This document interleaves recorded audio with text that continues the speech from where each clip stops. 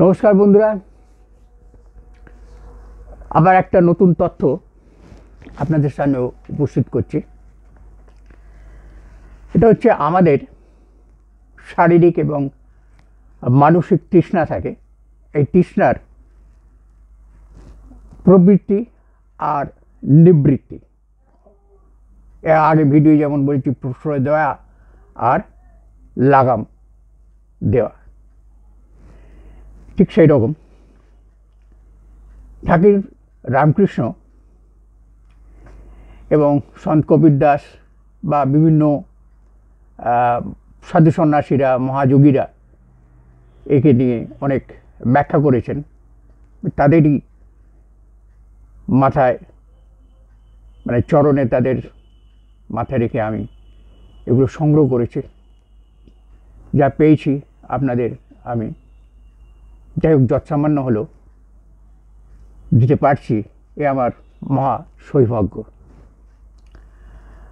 তো বলছেন, রামকৃষ্ণ বলছেন যে কাঁঠাল ভাঙতে গেলে লোকে আগে বেশ করে হাতে তেল মেখে নেয়, তাহলে আর হাতে কাঁঠালের আঠা লাগে না।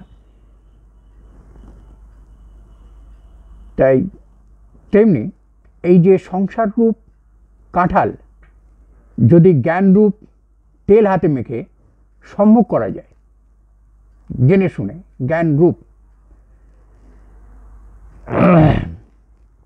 তেল হাতে মেখে সম্মুখ করা যায়, তাহলে এই কামিনী কাঞ্চন রূপ আঠার দাগ আর মনে লাগতে পারে না।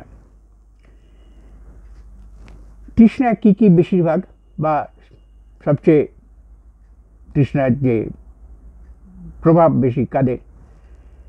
কামিনী, কাঞ্চন, যশ, এই তিনের তৃষ্ণা পাপ ও পতনের হেতু, এর সাথে সম্পর্কযুক্ত হয় না, এর থেকে বিযুক্ত হও।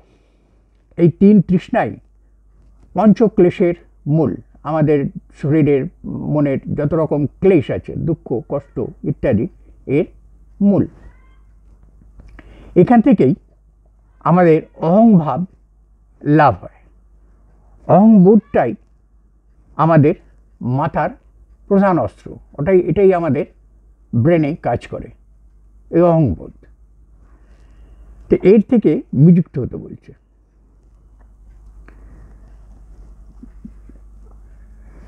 এই অহংবোধটাই মাথার প্রধান অস্ত্র। অহংবোধের মধ্যেই অবিদ্যা মায়ার বীজ থাকে।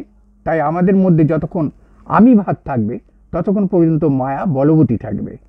আর এই মায়ার বশেই আমরা আত্মোন্নতি করতে পারি না। আমাদের শরীর ও মন উভয়ই ক্লেশযুক্ত হয়। মায়া তৃষ্ণা বিষয়ে নিবৃত্ত হয় না।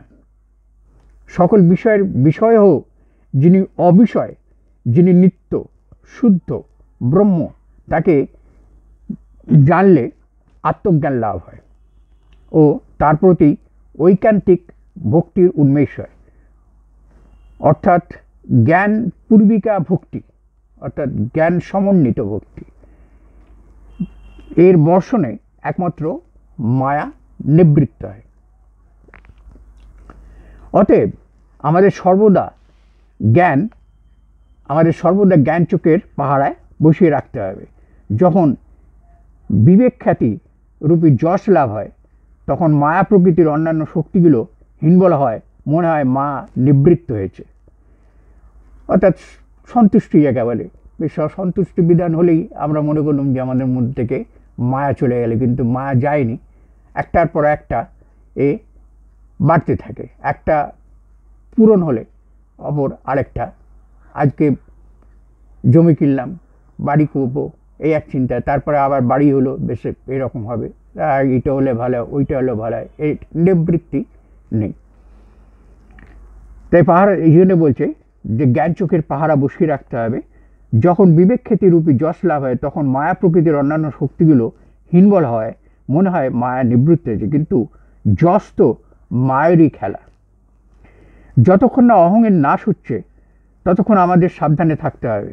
অহংবোধে যে মান অপমান জ্ঞান, তাই রাহুগ্রাসের মতন সমস্ত জগৎকে গ্রস্ত করে রেখেছে।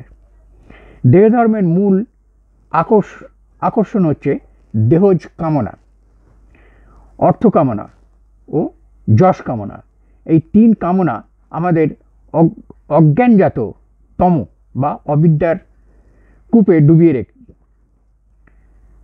মায়াতরু তিন বিধির, তিন গুণই অর্থাৎ সত্য, রজ এবং তম, তিন বিধি যার নিয়ন্ত্রণ থেকেই আমরা অনন্ত কর্মফলে ভোগ করে চলেছি।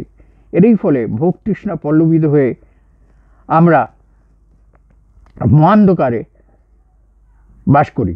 আমাদের স্বপ্নেও তার অনুবর্তন হয়। আমরা সেভাবে স্বপ্নটাও দেখি, আজ এই করব, আগামীকাল এই করব, স্বপ্নের মাধ্যমেও সেরকমই আমরা দেখি। এটাই অনুবর্তন হয়। এটি যদি বা ক্ষণস্থায়ী কিছু তৃপ্তি লাভ হয়, সেই তৃপ্তির স্বাদ অচিরেই লুপ্ত হয়ে যায়। তার ফলে সেই তৃপ্তিকে চিরস্থায়ী করার মরীচিকার পেছনে আমরা ছুটে বেড়াই। জ্ঞান হলে বা এলে অজ্ঞান সেখানে দাঁত ফোটাতে পারে না। আমাদের প্রতি শ্বাস প্রশ্বাসে কামনা বাসনার তরঙ্গ ওঠে। এই কামনা বাসনার ঢেউগুলো মনে নানা রকম ইচ্ছার উপরে প্রকট হয়, আর ইচ্ছাগুলোই কর্মের আকারে পর্যবসিত হয় বা পরিবর্তিত হয়ে কর্মফলের কারণ হয়। ফলে আমাদের দুঃখ ক্লেশের শেষ থাকে না, আর তখনই আমরা পাগলের মতন শান্ত হবার বা শান্তি পাবার উদ্দেশ্যে বিভিন্ন জায়গায় ঘুরে ঘুরে মারি। কিন্তু সমাধান হয় না। সুতরাং দাঁত থাকতে দাঁতের মর্যাদা বুঝতে বা দুঃখ কষ্ট লাঘবে নিজেদেরকেই তৎপর হতে হবে। এই যে তৎপর শব্দটা ব্যবহার করলুম, এখানেও দেখুন ঠিক সেরকমই একটা অভিব্যক্তি আসছে। তৎ অর্থাৎ তাকে, আর পর অর্থাৎ নির্ভর, অর্থাৎ তার প্রতি নির্ভর হতে হবে। তাই গীতার বাণী এসে যায়, মামেকং শরণং ব্রজ। এটাই হচ্ছে আত্মজ্ঞান, এটাই হচ্ছে বেদ, এটাই গীতা। নমস্কার বন্ধুরা, সঙ্গে থাকবেন, ভালো থাকবেন, ভালো রাখবেন। আমার ইচ্ছা যতটা পারেন আপনারা এগুলোকে একটু প্রসারিত করুন, অর্থাৎ ছড়িয়ে দিন।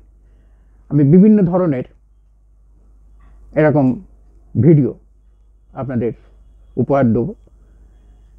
আপনারা সঙ্গে থাকবেন, আমাদের ভালো লাগবে, আপনাদেরও ভালো লাগবে। নমস্কার জানবেন।